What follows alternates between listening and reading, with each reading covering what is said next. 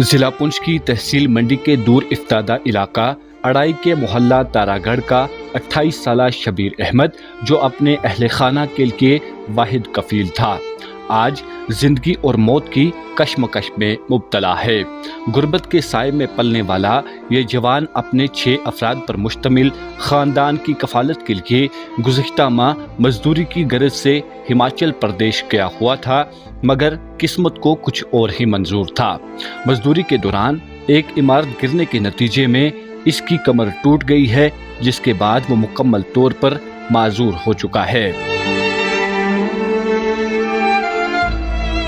شبیر احمد نامی یہ جوان پچھلے 3 ماہ سے بستر علالت پر بے یار و مددگار پڑا ہے۔ وہ جو کبھی اپنی محنت سے گھر کا چولہا جلاتا تھا، آج خود 2 وقت کی روٹی کا محتاج ہو چکا ہے۔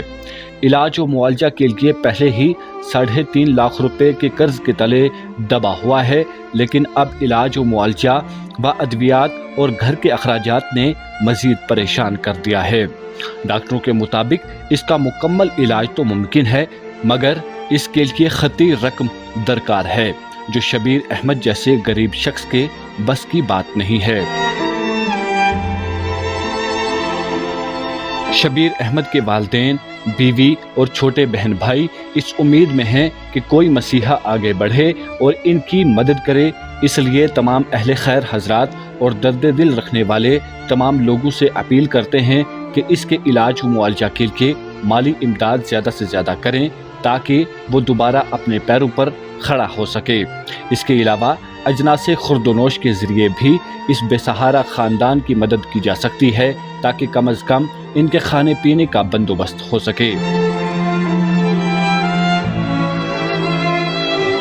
یہ وقت انسانیت کی خدمت کا ہے، آئیے آگے بڑھیں اور شبیر احمد کی زندگی بچانے میں اپنا کردار ادا کریں۔ اس لیے اسکرین پر دیے گئے اکاؤنٹ نمبر پر تمام لوگوں سے گزارش ہے کہ زیادہ سے زیادہ عطیات بھیج کر اس معصوم خاندان کا سہارا بنیں۔ آپ کا چھوٹا سا تعاون شبیر احمد کو دوبارہ زندگی کی راہ پر گامزن کر سکتا ہے۔